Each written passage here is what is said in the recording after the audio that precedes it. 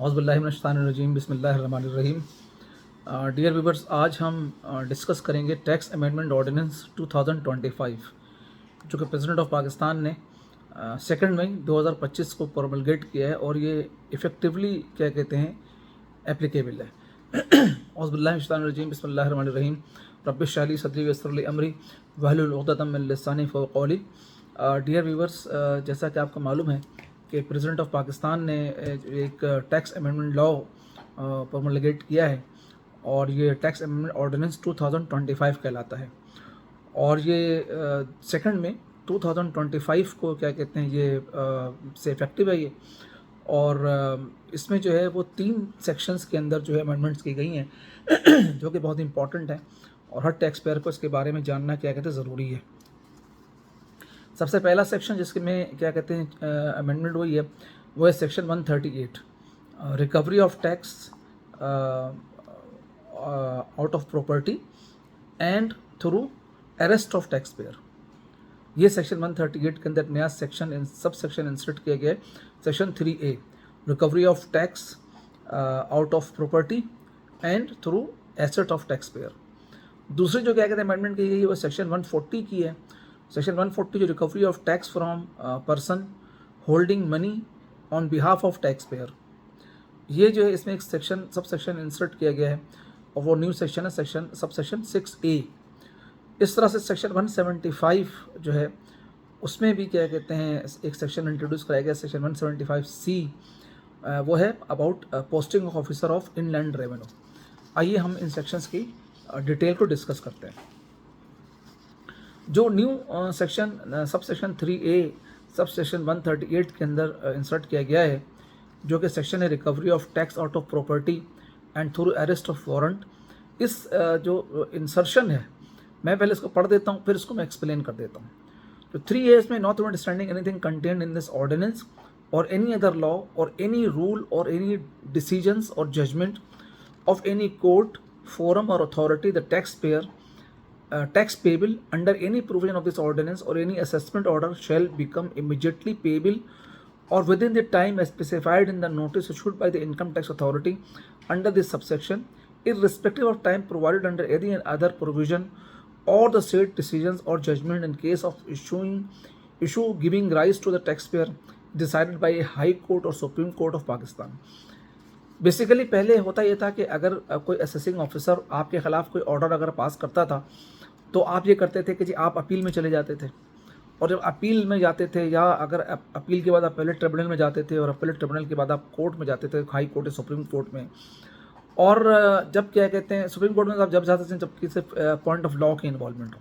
हम high court तक की बात क्या कहते करते हैं। तो अगर हाई कोर्ट में केस है, सुप्रीम कोर्ट के अंदर क्या कहते हैं केस है, तो ये जो प्रोविज़न है जो 3A जो इंसर्ट किया गया सब सेक्शन 138 के अंदर ये कहता है कि जी आप अगर एक फॉर एग्जांपल मैं एग्जांपल समझाता हूँ कि आप मिस्टर ए हैं और टैक्स असेसिंग अथॉरिटी ने जो है वो 4 मिलियन की टैक्स लायबिलिटी आपके ऊपर क्या कहते हैं डिटरमिन की है। आप इसको नहीं मानते, आप समझते हैं कि जी ये अनजस्टिफाइड असेसमेंट है और आप क्या कहते हैं जी अपीलेट फोरम के अंदर जाते हैं या कोर्ट ऑफ लॉ के अंदर जाते हैं, हाई कोर्ट में या सुप्रीम कोर्ट में आपका डिसीजन है। तो पहले होता था कि जैसे डिसीजन जब क्या कहते आता था तो डिसीजन होने के बाद जो है वो इनकम टैक्स ऑफिसर जो आपको एक फ्रेश नोटिस इशू करता था और उसके बाद क्या कहते हैं आपसे वो कहता था कि जी मैं जो है वो आपको ये नोटिस इशू कर रहा हूँ, इतने दिन के अंदर क्या कहते हैं आप जनाब अली ये टैक्स पे कर दें और चूँकि एडवर्स डिसीजन आपके अगेंस्ट आ गया और अगर आप पे नहीं करेंगे तो आपके अकाउंट को अटैच कर दिया जाएगा। लेकिन इस प्रोविज़न के आने के बाद हुआ ये है कि अब जो है उसको जैसे ही क्या कहते हैं डिसीजन क्या कहते आएगा, जैसे ही वो डिसीजन डिसाइड होगा हाई कोर्ट के अंदर सुप्रीम कोर्ट के अंदर, तो डिसीजन होने के साथ ही जो है वो FBI के जो ऑफिसर है वो रिकवरी इफेक्ट हो जाएगी और वो इमीडिएटली जो है वो रिकवरी की प्रोसीडिंग स्टार्ट कर देगा विदाउट इशूइंग ए फ्रेश नोटिस अंडर सेक्शन 138। वो सेक्शन 138 जो फ्रेश नोटिस इशू करता था वो नोटिस क्या कहते हैं आपको इशू वो नहीं करेगा। तो ये क्या कहते हैं बहुत हार्श प्रोविज़न है और इसमें जबकि सेक्शन 138 में पहले दिया भी गया हुआ है कि जी आप जो है जब भी क्या कहते हैं कोई आपको अगर रिकवरी करनी है तो आप रिकवरी कैसे करने से पहले आप टैक्स पेयर को टैक्स क्या कहते हैं नोटिस क्या कहते हैं इशू करेगा। और ये जो वो डिसीजन है ये जो प्रेसिडेंट का जो ऑर्डर है ये अमेंडमेंट जो टैक्स अमेंडमेंट जो हमारा जो ऑर्डिनेंस 2025 जो प्रोमलगेट हुआ है, उसने बेसिकली एक जजमेंट थी कि वो हाई कोर्ट की, इस्लामाबाद हाई कोर्ट की, उसको भी ओवर राइट कर दिया। मैं वो जजमेंट भी क्या कहते हैं आपके लिए क्या कहते हैं रीड आउट करता हूँ कि this amendment seek to override the judgement of the honourable Islamabad high court in writ petition 2622 of 2022 titled as Pakistan LNG Limited versus Federation of Pakistan and other। इसके अंदर हुआ ये था कि जी कोर्ट ने क्या कहते हैं डिसीजन के अंदर कहा था कि इसमें कहा गया था कि जी रीजनेबल टाइम फ्रेम जो है अंडर सेक्शन 138 जो है वो suppose to be provided to the tax payer but not less than 7 days। और क्या कहते हैं उसमें ये था कि जब भी कोई अपीलेट अथॉरिटी या क्या कहते हैं कोर्ट जजमेंट क्या कहते हैं आती है और उसमें क्या कहते हैं अगर वो डिपार्टमेंट के डिसीजंस को मेंटेन करता है कोर्ट, तो जो डिपार्टमेंट है वो सेक्शन 138(2) में जो है वो जो है उसको रीजनेबल टाइम फ्रेम देगा रिकवरी के लिए, और कम से कम क्या कहते हैं बट लेकिन वो जो रीजनेबल टाइम फ्रेम है वो 7 दिन से कम नहीं होना चाहिए। तो इस जो जजमेंट है इसको भी क्या कहते हैं इस जो हमारा जो टैक्स अमेंडमेंट ऑर्डिनेंस 2025 है और इसमें जो सेक्शन 138 के अंदर जो इंसर्शन हुई है सेक्शन 3A की, इसको भी क्या कहते हैं उड़ा दिया गया है। तो अब क्या कहते हैं ये एक बहुत हार्श प्रोविजन है और हम ये रिकमेंड करते हैं टैक्स बार के अंदर भी मैटर को क्या कहते हैं उठाया है और डिफरेंट फोरम में भी उठाया है और उसके थ्रू क्या कहते हैं हम रिकमेंडेशंस भी क्या कहते हैं भेज रहे हैं कि जी गवर्नमेंट जो है ये बहुत हार्श प्रोविजन है, इसको क्या कहते हैं विड्रॉ करे और जो पहले था कि जी जजमेंट आने के बाद एक रिजनेबल टाइम फ्रेम दिया है तो उसको क्या कहते हैं मेंटेन किया जाए। दूसरी जो क्या कहते हैं वो जो इंसर्शन आई है वो सेक्शन 138 में है और वो नया सेक्शन इंट्रोड्यूस कराया उन्होंने सब सेक्शन हम 131 डिस्कस कर चुके हैं, इस पर 3A जो है सेक्शन का इंट्रोड्यूस कराया है। अनदर जो क्या कहते हैं वो है सेक्शन 140 के अंदर ये है कि जी इसमें भी एक सब सेक्शन 6A इंट्रोड्यूस कराया गया है और इसमें बेसिकली ये सेक्शन 140 ये कहता था कि recovery of tax from the person holding money on behalf of the tax pair. इसमें नया सेक्शन जो है 6A इंट्रोड्यूस कराया गया है और इसको मैं पढ़ देता हूँ। ये है कि not understanding anything content in this ordinance or any other law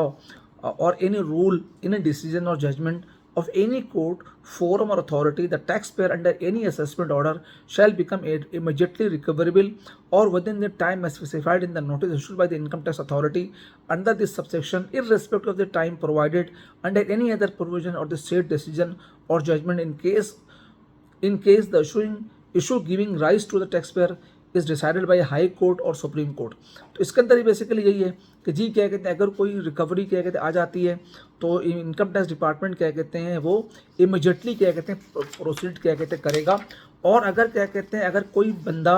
यानी टैक्स पेयर के पास अगर क्या कहते हैं ना हो और कोई दूसरा बंदा कोई दूसरा पर्सन अगर क्या कहते हैं कोई असेट्स होल्ड करता है या कोई पैसे होल्ड करता है on behalf of the tax pair तो वहाँ पे रिकवरी होगी। तो सेक्शन 138 के अंदर जो बेसिकली इंसर्शन आई थी 3A उसमें यह था कि जब कोर्ट का कोई जजमेंट आ जाएगा तो आने के बाद जो डिपार्टमेंट इंतजार नहीं करेगा, ना कोई फ्रेश नोटिस सबमिट करेगा और इमीडिएट रिकवरी करेगा, उसके लिए बैंक भी अटैच कर सकता है रिकवरी करने के लिए। और 140 में कि अगर क्या उस बंदे के बैंक अकाउंट के अंदर कुछ नहीं हो, उसके पास कोई प्रॉपर्टी ना हो, तो अगर उस टैक्स पेयर के बिहाफ के ऊपर अगर कोई और बंदा अगर क्या कहते हैं कोई और person recovery of tax from the person holding money on behalf of the tax pair, अगर टैक्स पेयर के बिहाफ पे कोई और बंदा भी अगर कोई एसेट्स के होल्ड करता है तो उसको भी क्या कहते हैं इसको जो है वो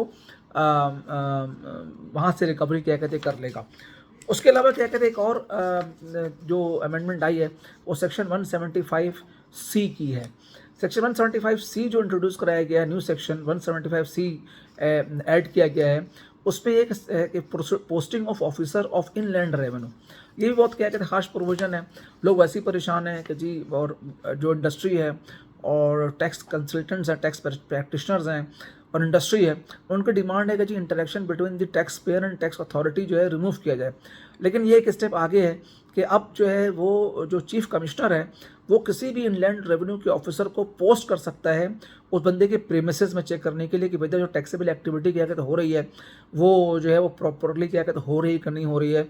तो एक तरह से तो ये बज़ाहिर तो ऐसा लगता है कि इसको चेक करने के लिए है, लेकिन ये बहुत हार्श प्रोविजन है। इसको कोट कर देता हूँ, subject to this such condition and restriction as deemed fit to be imposed, the board or the chief commissioner may post an officer of inland revenue or such other officers with any designation working under the control of the board or the chief commissioner to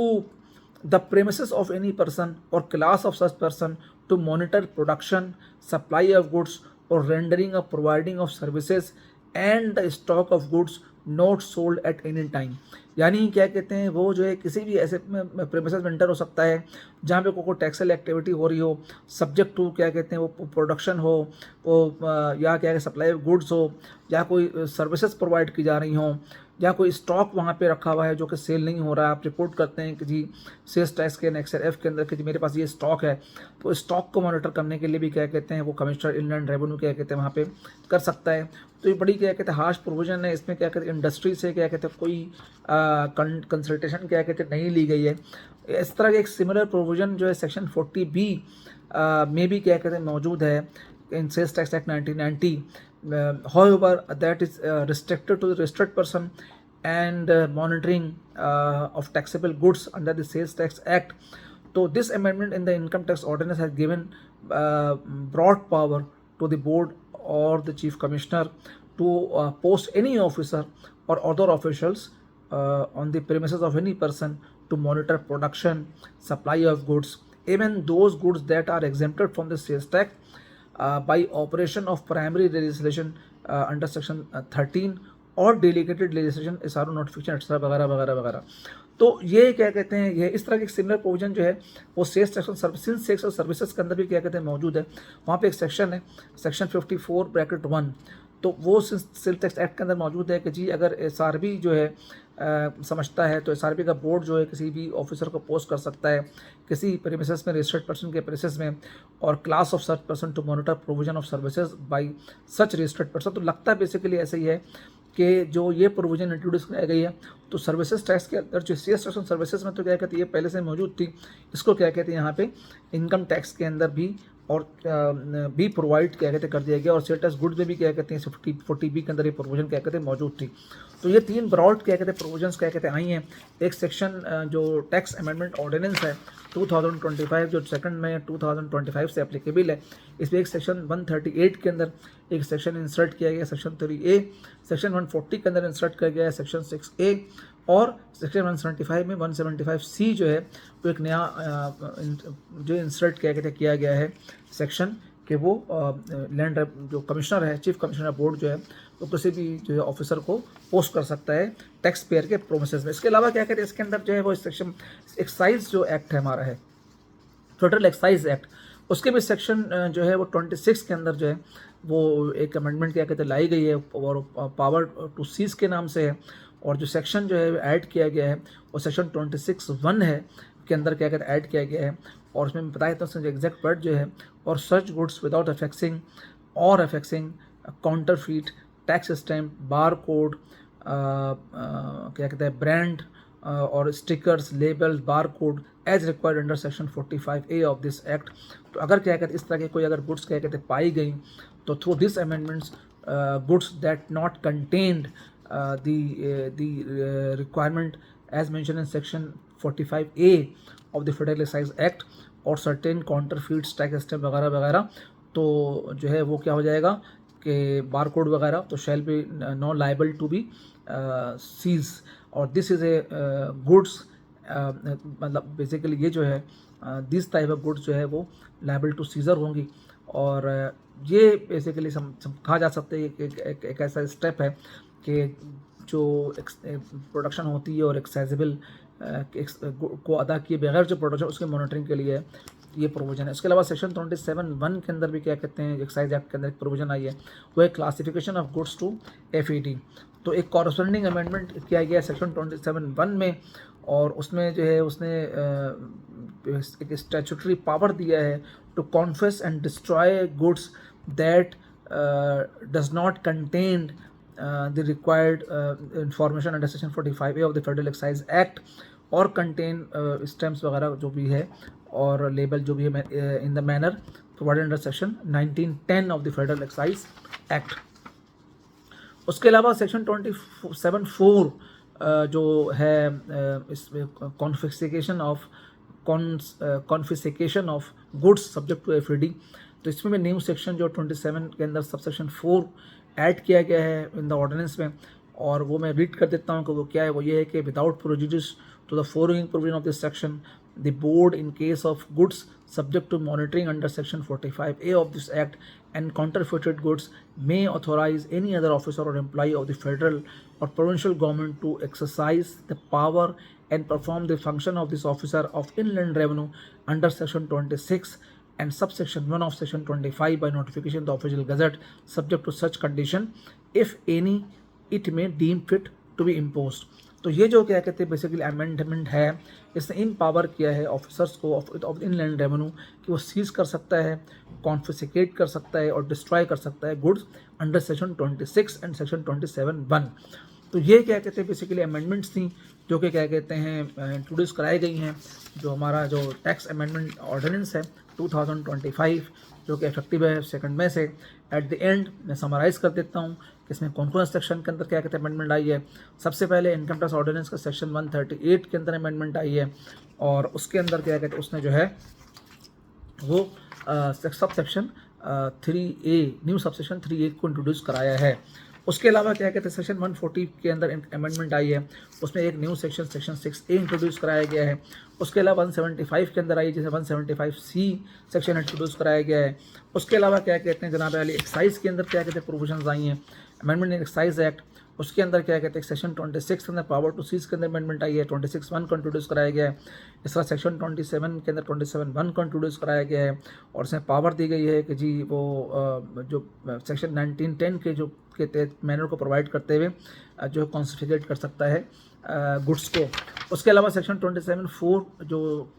confiscation of goods subject to FD है, इसमें new subsection 4 क्या कहते हैं introduce कराया गया है और जिसमें क्या कहते हैं इनलैंड रेवेन्यू ऑफिसर को राइट दिया गया है कि वो सीज कर सकता है, कॉन्फिस्केट कर सकता है और डिस्ट्रॉय कर सकता है गुड को अंडर सेक्शन 26 एंड सेक्शन 27(1). तो अगर आप चाहते हैं कि जी आपके मालूमाती वीडियो मिलते रहें और जो अपडेट्स हैं आप तक पहुँचते रहें, तो आपसे रिक्वेस्ट है कि हमारे चैनल को लाइक भी करें और सब्सक्राइब भी करें। Thank you very much.